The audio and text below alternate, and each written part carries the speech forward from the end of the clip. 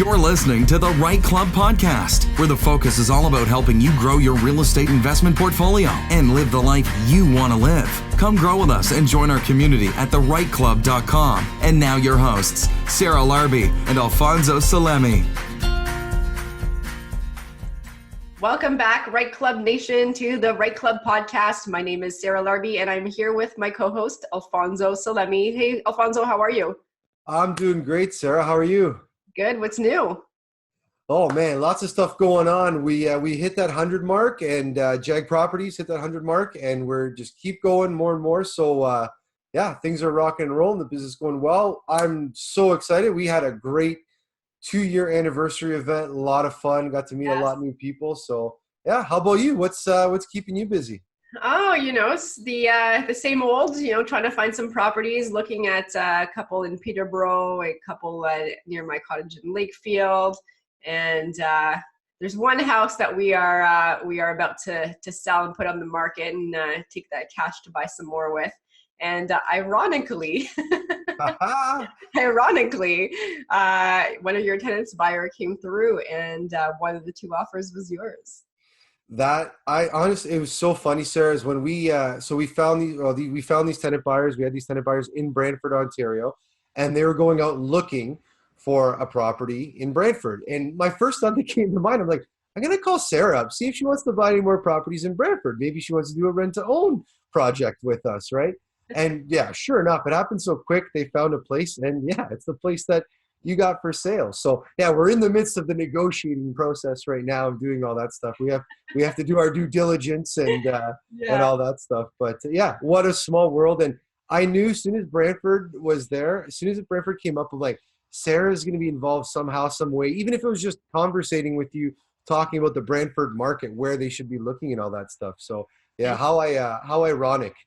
It is. And more to come as this is all new development. and that's you know what, that's a really cool point that I want to bring up, because I heard this a lot actually. And when I mean a lot, like probably at least 7-8 times at the 2-year anniversary event, where the investors that are in that room that we met were actually working with other investors in that room and doing deals, whether they're professionals like realtors or insurance but are actually other investors where they're doing joint venture deals. And they're like, oh my God, if it wasn't for the REITE Club, I wouldn't have been able to do this deal, or I wouldn't have met this person who introduced me to that person. So I'm going to put it out there. We want to hear those stories. We want to spotlight that. Like, that's, to us, that's exactly what we were thinking and dreaming about like over 2 years ago, is like, let's get people together to do more, right? And do more deals and get more stuff done to get more success together. So if you got a cool story, and even if it's not that cool, you just met somebody at the REITE Club and you're doing a deal, you're working together with them, yeah, let us know. And yeah, we'll spotlight this on the podcast, on our online site as well too. So yeah, get at us, and we want to hear about that. Absolutely, for sure. That's a great segue, I guess, to our next guest and our wonderful longtime supporter of the REITE Club, Danielle Chiasson. And so Danielle's a founder of Strategic Success Consulting. She speaks at a lot of our events. You guys have maybe actually heard her or have come to see her at the REITE Club in the past. She is just doing so many great things, and has been, was it like 11 flips that she was saying in the last 3 to 5 years? Yes. Yeah. She's been doing a great job. And yeah, again, we met her at the REITE Club, and she started coming out to the events, and she sponsored our podcast. You probably heard her ad on the podcast as well too. And yeah, she's doing a really great job systematizing it. And now again, showing others how to do it, how they can systematize it and work the plan, work the system so that you can grow and scale. Absolutely. And, Danielle's just such an inspiration too. She's doing it. She's come up with some great systems. She is like on the ball. You do not want to mess with her. She's got her stuff together. Yeah, absolutely. But, it's great to hear just, how organized she's created her business to be, and just all of the different processes that she's got in place. And, for flipping, because flipping is, it's definitely not as easy as a buy and hold, in my opinion. And you've got to be a lot more organized than a regular landlord just buying something and holding something. So she's really a great go-to person for all that information. And if you're looking at flipping a property or what you need to do in what order, how to do it, etc., she's a great resource. Absolutely, yeah. I'm really excited for this podcast. She's doing a lot more speaking in events and holding events herself as well too, to show other people. So make sure that you get that information. She leaves that right at the end of the podcast. How to get a hold of her and reach out.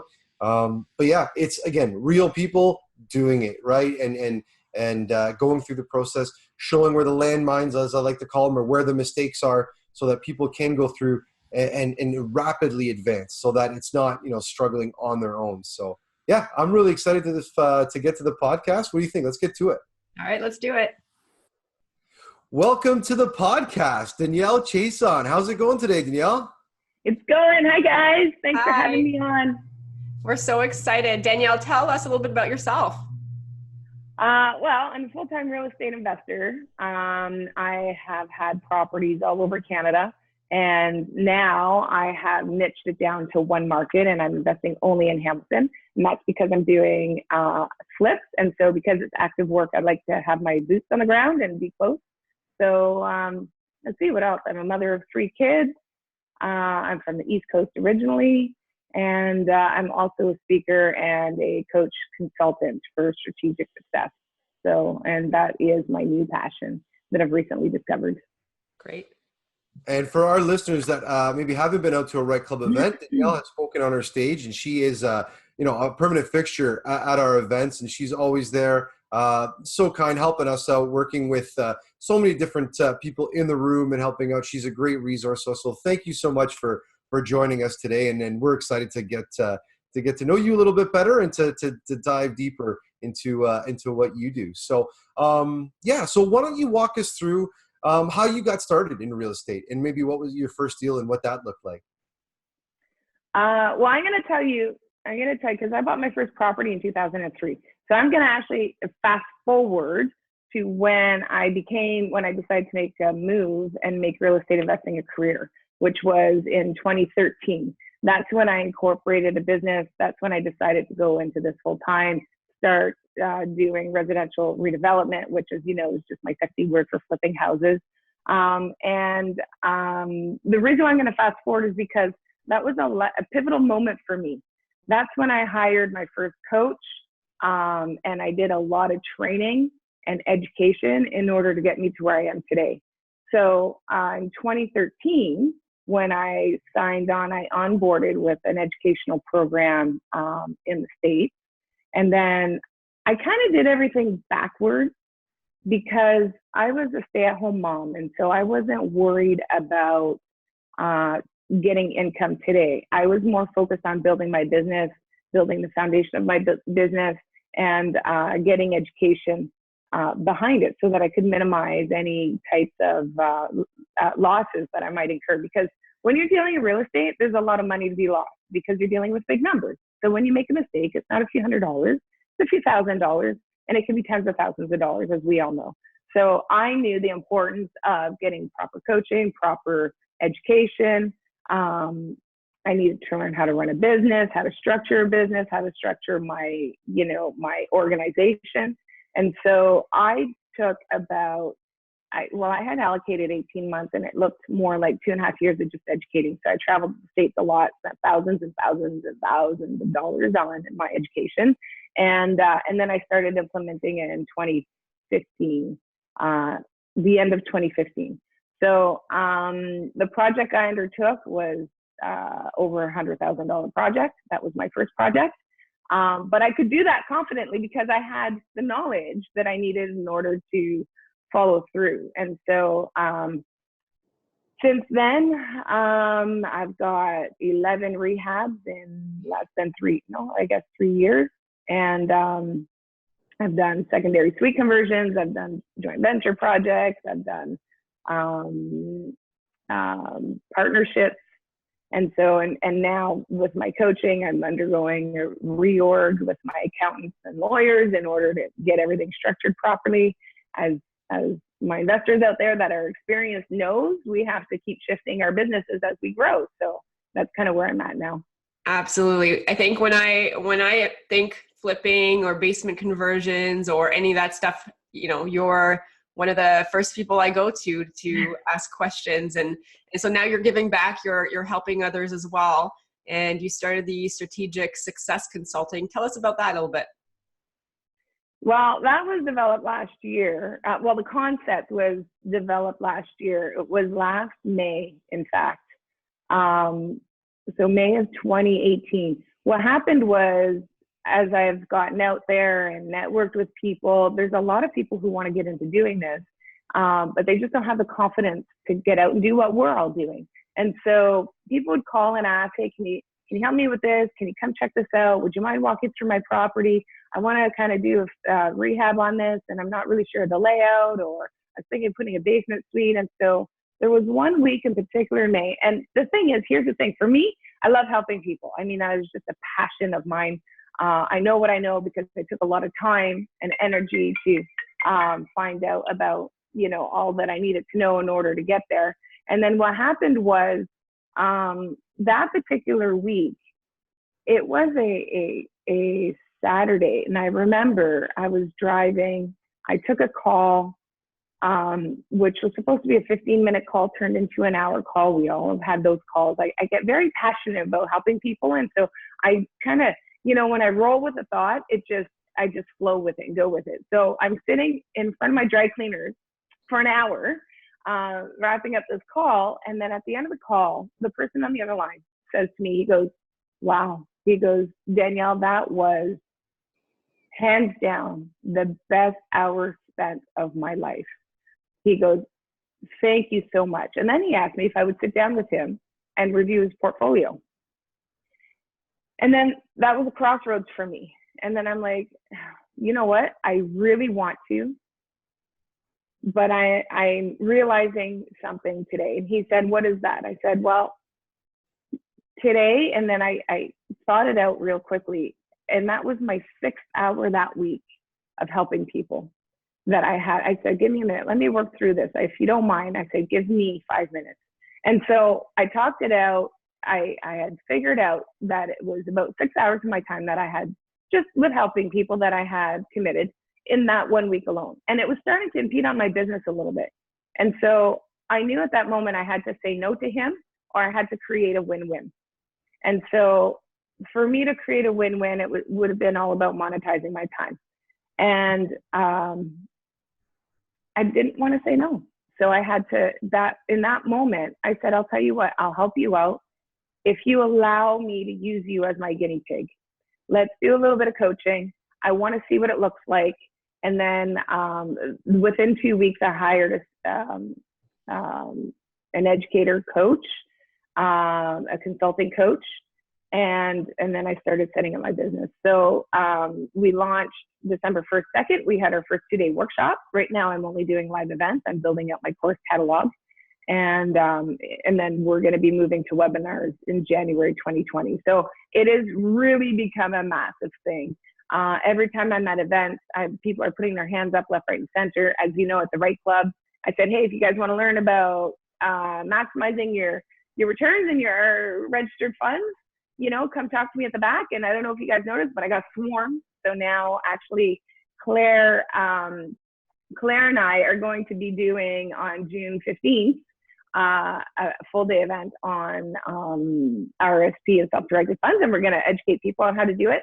And at the end of the day, it's just about educating people, helping them, because I know from walking around and networking and going to, walking within these rooms, the biggest problem, everybody wants to get into real estate investing, but the biggest problem holding them back is that they know enough that they should, they don't know enough to know how, or to have the confidence how. So my mandate with Strategic Success is to strategically teach you how to do it, to give you the confidence so that you have clarity on your path moving forward. Because I know I wouldn't be able to pull the trigger on anything that I do if I didn't have the knowledge that I have. And I'm sure both of you would say the same thing. So that's really what Strategic Success is all about. And, I'm loving it. Like I don't know if you can see this, but I have literally right now just thinking about it, because I'm just so passionate about helping. And I think we can help elevate everybody. And I learn from my students just as they learn from me. Like I can't even tell you how fantastic this is becoming. And it is so important. I think, all of us have learned from somebody or multiple people that have actually walked the path that we want to walk down and do that and learning from that. And I think that's what allows to advance and get there quicker, right? Is that Absolutely. you can go out there and read the books and make the mistakes yourself. And a lot of people have done that. But it's more rapid and you can kind of, I don't want to call it a shortcut because it's not. You still need to do the hard work and you need to still go through that.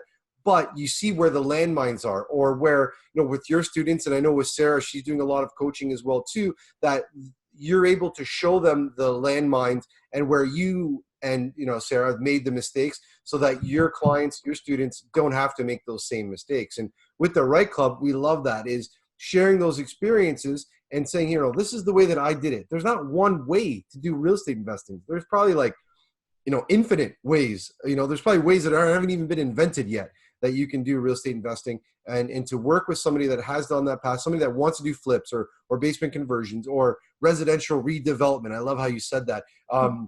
Is somebody that has done it. So maybe talk about your most recent project that you're working on and kind of get into a little bit of the details of that.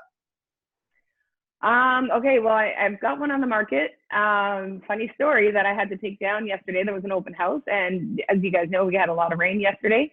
So my realtor showed up. It's beautiful. It's done. My realtor showed up to set up for the open house, and there was 2 puddles of water. We've even waterproofed in the basement. But there was 2 puddles of water in the basement. There are certain things that you just don't know until it shows up. And so he called me. I told him to take down the listing, cancel the open houses until I had this resolved.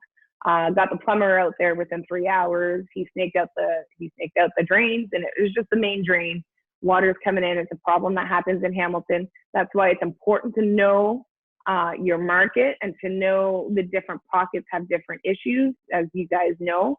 And in Hamilton, downtown, not on the escarpment, but down. I say downtown, but below the escarpment, Old Hamilton has water issues, and so that's what happened. Let's see, walk you through that project.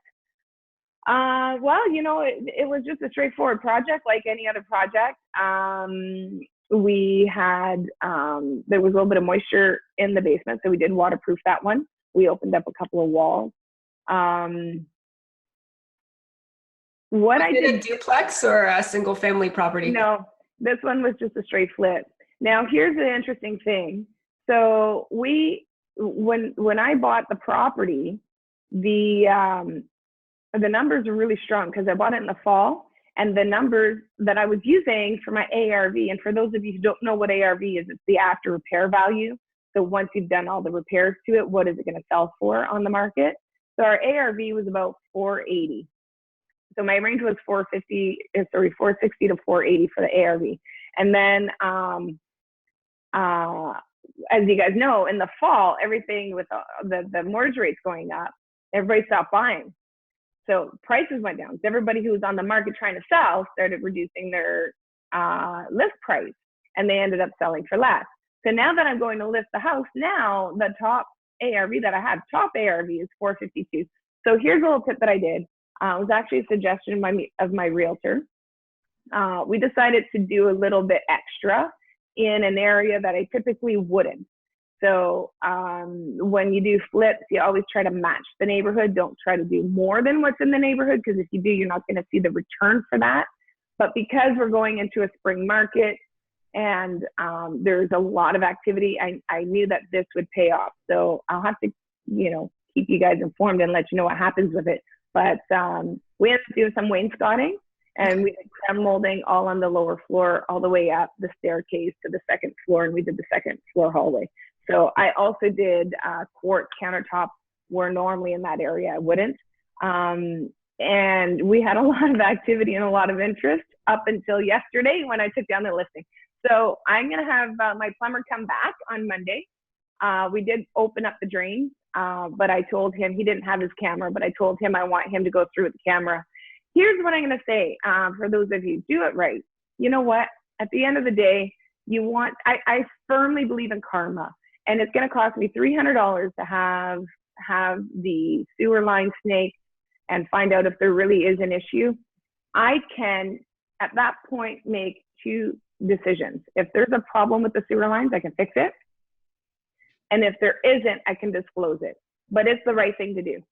Because if I allow the new buyers to move into that property and there is an issue, and I knew there could be an issue but didn't do anything, and they finished the basement or they put a whole bunch of boxes with family photos in it, I don't want to live with that. And I don't suggest any of you, because you know what, you got to do right by people. And so I just want to say that. So on Monday, we're having the line snaked with the camera. And if there is an issue, I'll fix it. And we may even put a backwater valve. So we'll relist it on Wednesday and start the whole process all over again with the open houses next weekend. And then I'll let you know how it goes. But, you know, those are the issues we have with that one. Absolutely. Well, good luck. Hopefully you get your price for it. Now, so you bought it. How did you buy it? Did you finance it or did you use private money? How did you do that? So I used private money on this one. Let me see. I want to say I'm no money down, but I'm not. So my private money lender wanted to lend me at 100%, but he was short a little bit. And he was hoping that he was going to get paid off on another, he was anticipating that he was going to get paid off on another loan that he had, which didn't come in before we closed. So, but he did have the 80%. He gave me 80, and another private money lender gave me the difference. So, and then I put in the rental cost. Typically with my own money. Typically what I'll do is my lenders they want to maximize what they can get. So for first position mortgage, I typically borrow 100%. And depending on how many projects I have on the go, I do fund my own reno. Or if I need the capital because I've got too many projects on the go, then I'll get private money on the second. That's awesome. And yeah, it's a creative way of getting your deals done. There's no better way than just going to, one of the big 5 banks, walking in and saying, hey, I want to do a flip property. You'll probably get looked at really weird and probably won't get too much help. And obviously now with the track record that you have, that you've done multiples of these deals, it's probably a little bit easier, to find that private money when you have a portfolio saying, well, look, here are examples of deals that I've done. Here's my track record. Here's the plan for this specific property. So right. What are the type of things? So you mentioned your private lender, the first one that was going to go 80. What are some of the questions? So somebody that's out there that wants to do one of these projects and says, hey, I want to go find private money, just how Danielle did. What are some questions or some concerns that some of these private money lenders, they ask? Some could be just like, yeah, no problem. I know you, Danielle, you've done 10 projects with me, no problem. Here's the money. But from a brand new investor standpoint, what are some things that you have to show them to get that money? Okay, so if it's and regardless if it's a brand new investor or it's a current investor, I always do this as a common courtesy. I put together a private money lender package. So I'm going to run through it real quick. It's super simple. But me as a lender, this is what I want to see. And if I don't see this, I will not lend with you. And I'll tell you why. Because if you can't even put this together for me, then you're trying to cut corners. How are you going to do the rental? If you can't do the time in order to find the money and secure the money for your project, then you're not going to do the time that you need in order to do the project properly. So when I lend, it's passive. I don't want nothing to do with it. And I want to make sure that you're willing to do the work and that you have the time to do the work. I mean, if you don't have the time to put a private money lender package together, you're not going to have the time to do a project. I'm going to tell you that right now because it's very time consuming. So a private money lender package looks like this. First page is a summary. So you're going to have a front photo of the house. You're going to have a summary of all the numbers because as a lender, first thing I look at is the numbers. So you're going to have the ARV, which is an acronym for after repair value. You're going to have the cost of reno, which is going to be based on your scope of work. And you're going to have the purchase price. Not what it's listed for, not what you're offering, but the purchase price. What are you actually getting it for? And then behind that, you're going to have all supporting documents. So the first thing you're supporting is the ARV, right? So I want all of the comps to support the ARV that you came up with. Now, here's the kicker. When you're presenting to a private money lender, the ARV, present it as a range. And I always go $20,000 for, because I'm in that $300,000 to $500,000 price range. So always determine it as a range, not as a hard number, because you're never going to be bang on as a hard number. So you don't want to be above or below because then you look like an idiot. you want a range and target inside that range. You don't know what the market's going to look like in 6 months. And so it's not going to be exactly what you think it's going to be selling at anyway. So, and let them determine what that number looks like. So the ARV is going to be supported by the comp that you're going to get from your realtor. And that's for newly renovated houses or nicely kept houses that have a lot of pride of ownership. So the next number you're going to support is the rental cost, which is going to be quotes from your contractors that you walk through. It's going to be pictures of the property itself that will support the scope of work. Now, as a lender, when I'm looking at the private money lender package, if you don't have a kitchen in the quote and I look at the pictures and the kitchen is a mess, then I know you're not running your numbers right. So that's why you want those supporting documents.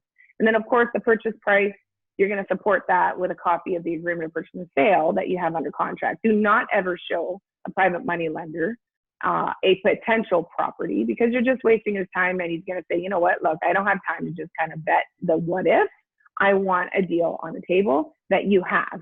So you're going to support the purchase price with the agreement of purchase and sale. That's what you're going to include in that. And that is your private money lender package.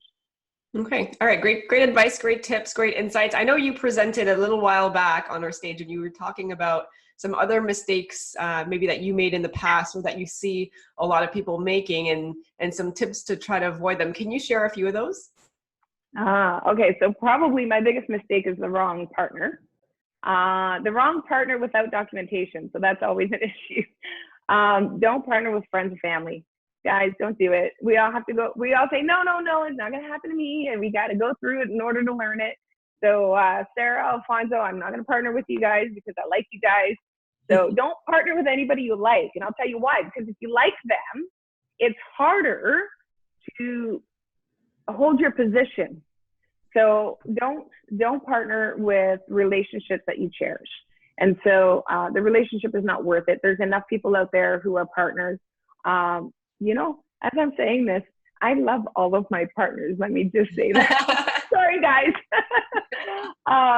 But no, you know what? You don't want to have a pre-existing relationship, honestly. Yeah. And if you do, there's got to, you know, obviously you need to trust your partners, but make sure you have documentation. So whether it's through a JV agreement or a shareholder agreement. And if I may, I'd like to talk about that for a minute, because this is what I tell all of my students. I prefer JVs over partnerships, legal partnerships with an entity, which is a shareholder agreement. The reason for that is because on a JV partnership, it's on a case-by-case or deal-by-deal basis. And if things go sideways, you ride it out, and then at the end of that JV agreement, it's done, and then you can walk away. When you're dealing with a partnership on a business, then it's a shareholder agreement. You can't fire a shareholder. And so getting away from a shareholder partnership is much more difficult. Now, to use an analogy to try to showcase the differences in really simple terms, a JV agreement is like dating, and a shareholder agreement is like a marriage. And it's really hard to separate. It gets messy in a marriage. There's a lot of fighting, and it's terrible. Ask me how I know. Not nice. And so you want to be very cognizant of that. If you go into a shareholder agreement, it really must be a long-term, till death do us part kind of deal, because it's hard to get out of. I do know some people who work where they had shareholder agreements in place. They shared a business. One shareholder walked away, but he still owns part of the business. So the other shareholder is working and paying the other one for doing nothing. So I'm just telling you guys something for you to be aware. JV agreements, the agreement itself does not look very much different than a shareholder agreement, but you can get out of it way easier. Yeah, I love how you break down the two differences with the JV versus the shareholder, because even my business partner now, Adam, we had done several projects together and we had joint ventured on them. And then we got to the point where we were comfortable enough that we said, okay, hey, let's partner together. Let's full on do a shareholders agreement. And I remember it was maybe after our 10th or 12th deal, we were sitting in a bank, opening up the new account for the property. and the advisor, whoever it was on the other side of the bank or other side of the desk, says, how did you guys meet? Are you guys friends? Like, how did you guys do this? And we're like, we looked at each other and we're like, wait, are we friends? We're just business partners. And at that point, now obviously the relationship has grown. I'm friends with him, and his wife, he's got two beautiful young kids, and the friendship has grown. But really, at the beginning, it was strictly business. And still to this day, we always say that the business relationship is more important than the friendship.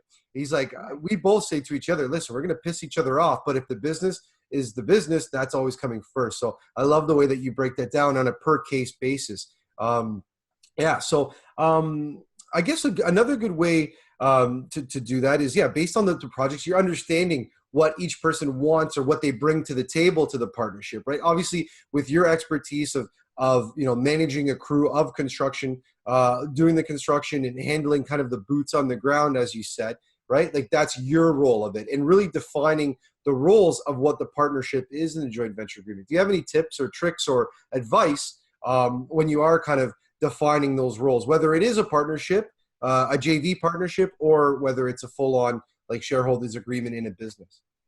Right. I'm very clear. So when it comes to that, if I could say this, I don't hold back. I'm huge on managing expectations. And in fact, I had a gentleman who has a fair amount of money who wants to work with me. And we talked about JVing together. And I said, for my flips, the way I structure my flips, I do private money lenders because it's easier. I don't have to go through this whole process of documentation with a JV agreement. I don't have to deal with structuring, okay, who does what and this and that, and be clear and try to manage their expectations. With private money lender, it's almost done without saying, okay, I'm giving you the money, and when you're done, you pay me back. They have nothing to do with picking specs, managing the guys. And I'm really big on staying in your lane. So with a JV agreement, when you're dealing, in my case, when I'm doing my flips, when I'm dealing with a private money lender, it's very clear what lane each person is in. And so, but with the JV agreement, it's not. So the nice thing about, and maybe you can even attest to this, Alfonso, when you're building out that agreement, whether it's a shareholder agreement or JV agreement, and then you're going back and forth, and always have a lawyer involved, because they will guide you on the things that you forget about, because there's things that you might not have thought of. Every deal has its own uniqueness to it. But what happens is, as you're building out this JV agreement, there are things that you think of just through that process. Oh yeah, what about this? Who's going to manage that? Don't go, oh, well, we'll figure that out after. No, you need to put it on paper. You need to put it on paper. And so when I was having this conversation this week, in fact, with this lender, the thing is, he's a lender, but he wants to JV with me, which is where it gets kind of muddled. And then I told him flat out, the reason why I don't JV is because JV partners say they don't want to have any say in the rehab, but then they want to come check out the property, and then they walk through, and then they start questioning, why am I doing this and why am I doing that? I will report to my partners all day long. At the end of the week, I'll send you pictures. I'll tell you what got done, where we're at. But don't come into my projects and start telling me what I'm doing right or wrong, because I know what I'm doing. And if you don't trust that, then you're not the right person for me. You're not the right partner. And so I'm very blunt, and I don't hold back, which is why when you're partnering with somebody, and I don't have a pre-existing relationship with this guy, just like Alfonso, you said, with your partner. So it's easy for me to say that to them. It would be hard for me to say that to my sister, for example, because that personal relationship then makes the person on the other side, my sister, would take that personally and say, well, that's not what I'm not saying that. It's just because of this. And then it just muddles it. So it's always easier to manage the expectations of your partners whom you don't have a pre-existing relationship with. Absolutely. And you're right, Alfonso. I have a great relationship with all my partners, whether they're lenders or JV partners. But that did come after the partnership was created. Yeah. And the funny thing is, you sound, well, I know when I say it, sometimes I feel bad saying it, but it's like, you sound like, like a bad person, but it's not personal, it's business, right? And that's really what it comes down to. And just one other note, because you used the analogy, was with any like joint venture agreement or partnership, and I got this advice from a lawyer a while back now, but you plan the divorce before you plan the marriage, right? So I think Yes. that was the best advice that I got in terms of those things that you mentioned that the lawyer thinks of that you don't, right? Yeah, absolutely. So Danielle, I mean, you're doing so much. How do you have time for everything? Well, that's easy. That's easy. I have a lot of people behind me. So there's nobody who's a self-made millionaire, self-made person, self-made success story. My success really is from all the people who are elevating me and helping me along the way. So for example, this weekend I had my realtor do the open houses. As you know, I'm licensed. I don't do any of my own deals and my real estate deals. And that's because I can't. You have to leverage other people's expertise and or time. And I do that with my realtor. I do that with my contractor who I have on payroll. I'm not at my properties anymore every day or every other day. I'm lucky if I get down there once a week.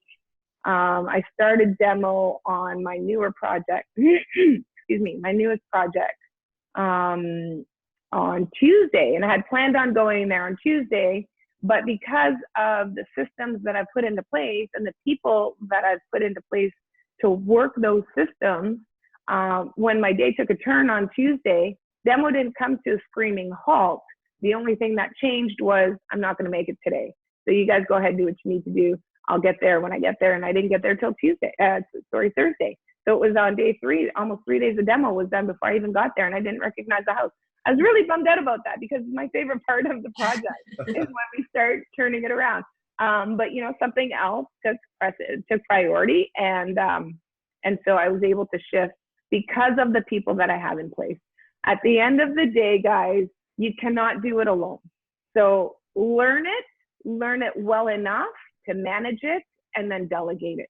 That's the only way you're going to scale any business. You have to put the systems in place.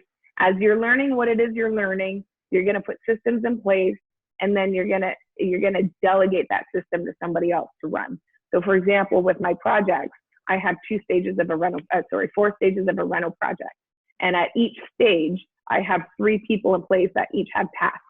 And I have checklists that they have to go through. So it's very, very complex. And it took me putting that together, probably took me about 4 or 5 rehabs to put together. But I'm a system girl because I know I can't scale without it, and I know I can't do it myself. And God only knows that if I try to keep it all up here and remember it every time I go through it, I'll always forget something. And forgetting something in our industry could cost us thousands of dollars. So if I got checklists and if I put systems into place, it minimizes the losses, it minimizes downtime. So that's how I'm able to scale and do everything that I'm doing. And I'm doing that now with strategic success. Amazing. Well said. Awesome. So Alfonso, do you think it's time for our lightning round?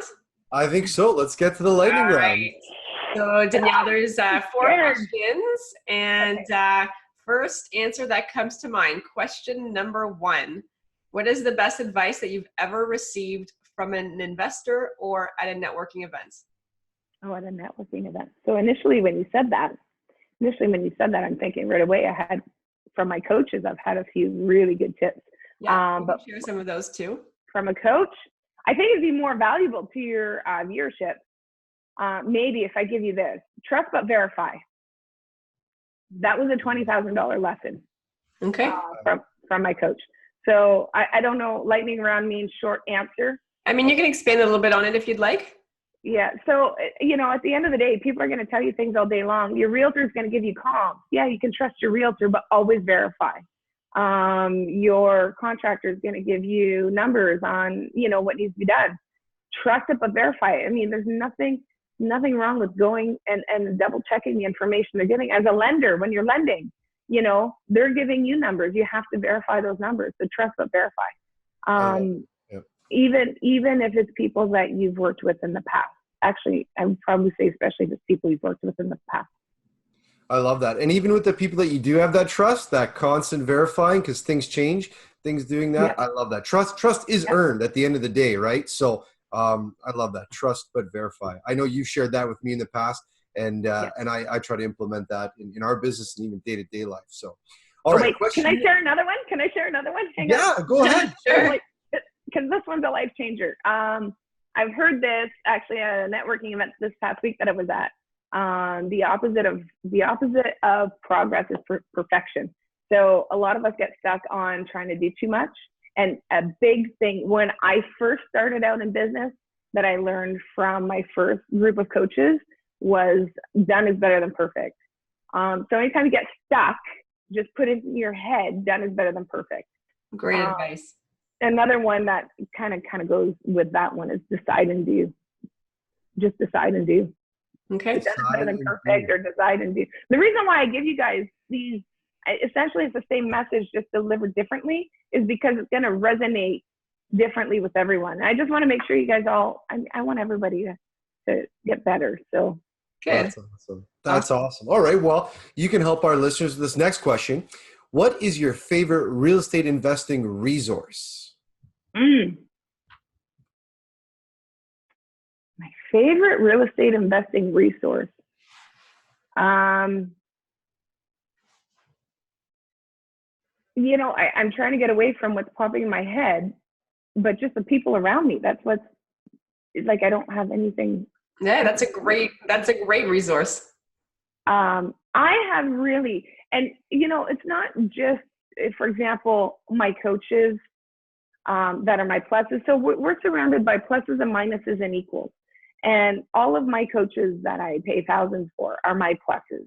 And then you guys are my equals. And then we have people who are just starting out who are my minuses that I'm trying to help elevate and put my hand down, pull them up with me. And I learn from every single one. And beyond that, the people that I learned from, the people around me. So when I speak about the people around me, I mean those people who help guide me or help get me unstuck. Plus my professional team, my power team, my lawyer, my accountants when I need them. But what is also important to me is my support network. So when I just, when I'm just having a bad day, those people that are there to just accept me for me and tell me it's okay to have a bad day. I need that too. Because sometimes we're really hard on ourselves, and that's very valuable to me. So my best real estate resource, I couldn't get through the hard days without them. So I'll always get the resources that I need within real estate. It's all there for all of us for the taking. When we need it, we need to reach out for it. But the support system that you put in place when you're having a bad day is what's going to help you through. So I think that's probably more important than anything else. Yeah, 100% agree. Great answer. Question number 3, what is the one attribute that has made you most successful?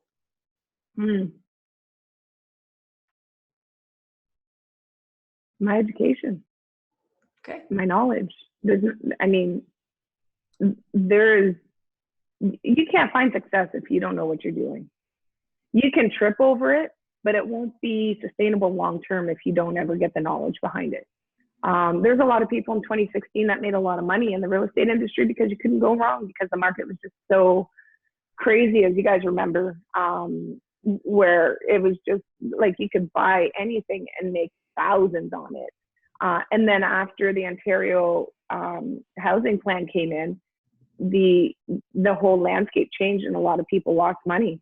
A lot of people lost money because they didn't have the knowledge behind them in order to actually do business.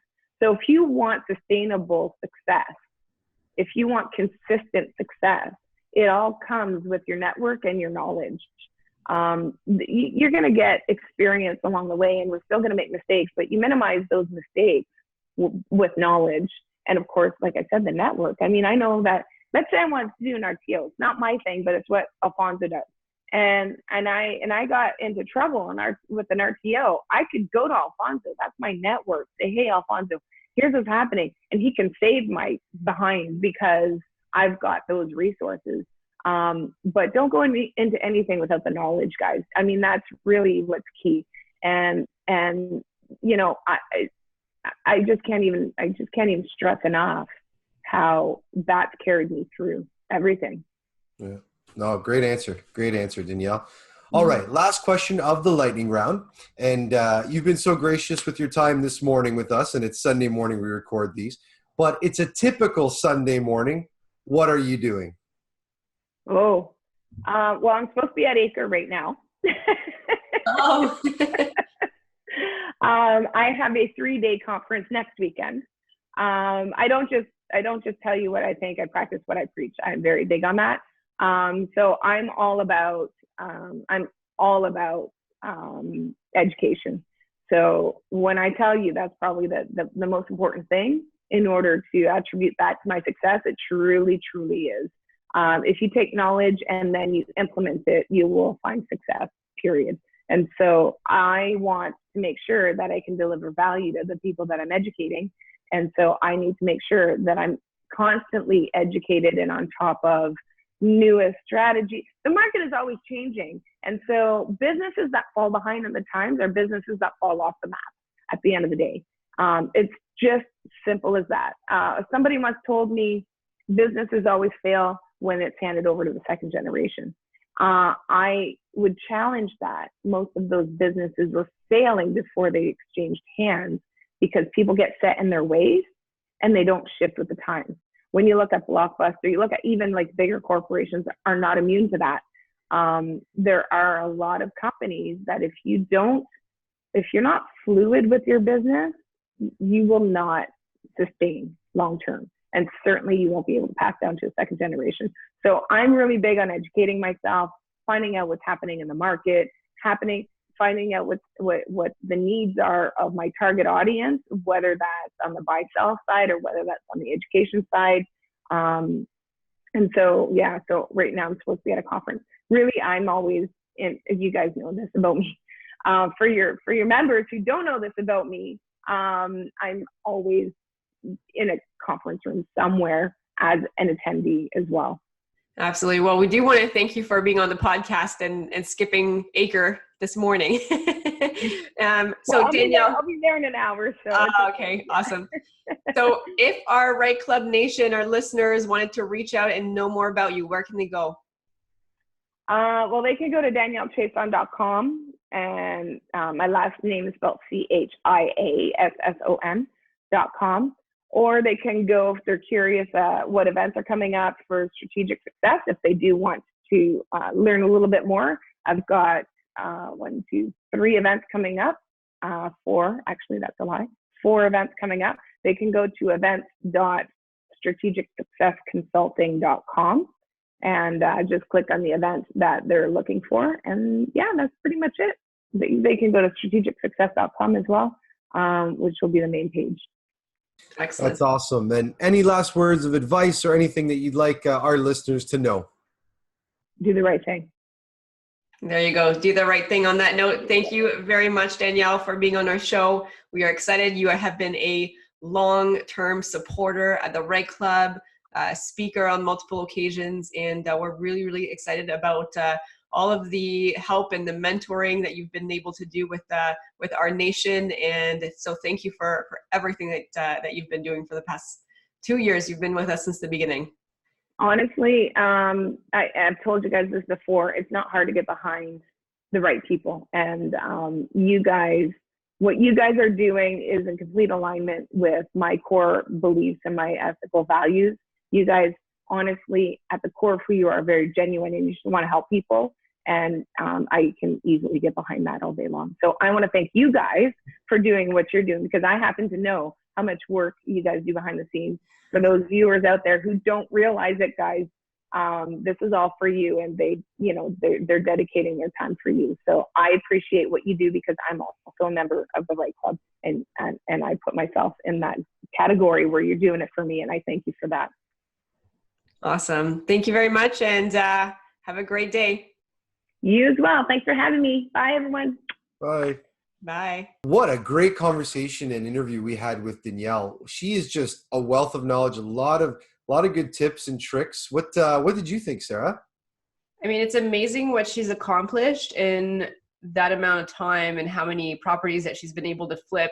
But the big thing that I got from it is her mentors and her coaches have tremendously helped her. And now she wants to return the favor and help others as well. But, it just goes to show you, if you want to learn this game faster, to get the right coaches and people on your side and the right team, it's going to exponentially increase, like your efficiency, and also decrease the amount of time that you spend learning it all on your own. So I like that. What about you? Yeah, absolutely. It's definitely not, you can't, there's no reason whatsoever you should be out there doing this on your own and struggling. If you're having an issue, if you're having a problem, there is somebody out there that's walked that path and done it a little differently. And, typically what we find is the more successful the person is, the more like rapidly the more easily,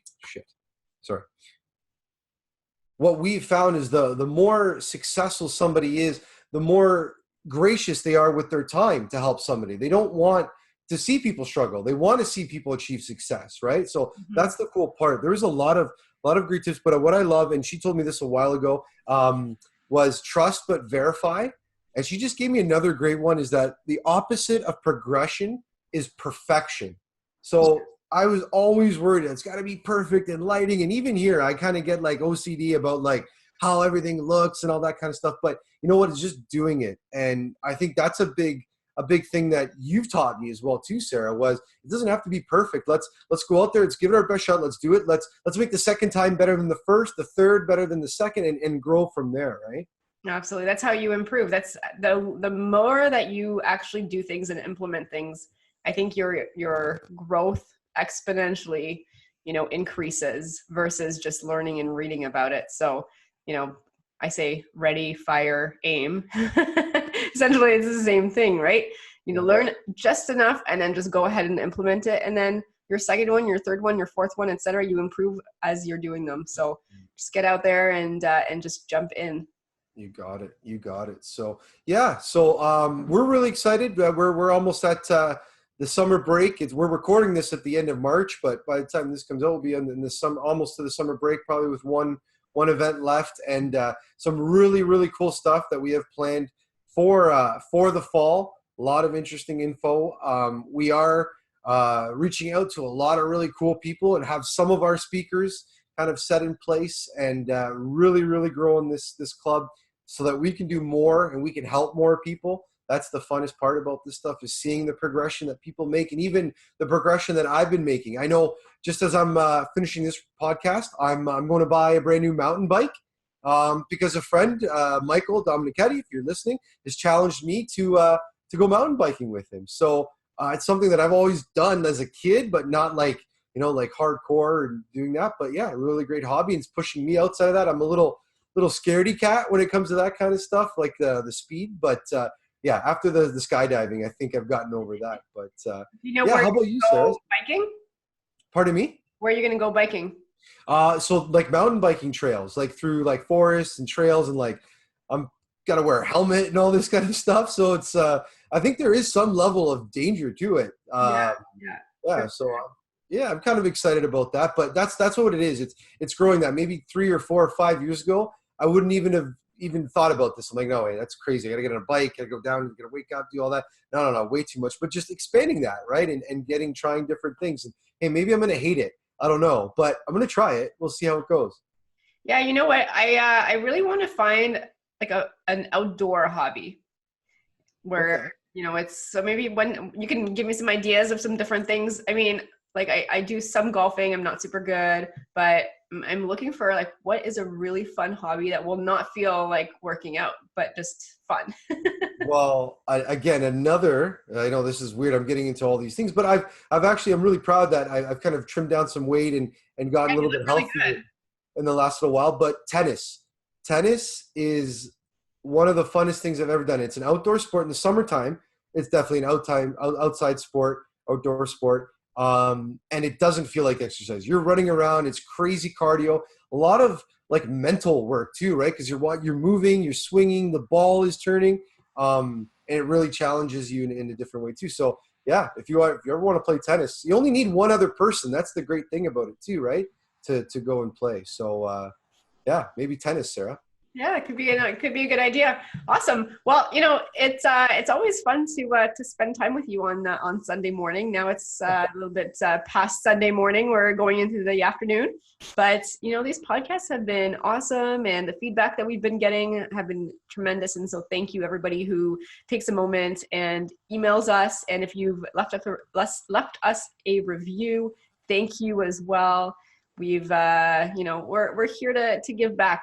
And hearing that is also a way that we keep going and just makes us very motivated to be able to keep recording these. So thank you for reaching out. Thank you for your support, guys. REITE Club Nation, you guys are the best. We are honestly the REITE Club. To me, is my favorite people. I would say they're the right people. So definitely hang out with the right people. Who are your 5? What's your circle of influence? That's what we always talk about. Come out to our events. Keep giving us the feedback on the podcast. Like Sarah said, we love hearing that. We want to continuously improve. So I guess until next week, guys, stay smart, keep investing. That was terrible. Until next week, keep learning and keep growing. Come grow with us. Bye, guys. Thanks for listening to the REITE Club podcast and joining our community of real estate investors online at thereiteclub.com, where the focus is about helping you grow. We look forward to seeing you again next week. Thanks from your hosts, Sarah Larby and Alfonso Salemi.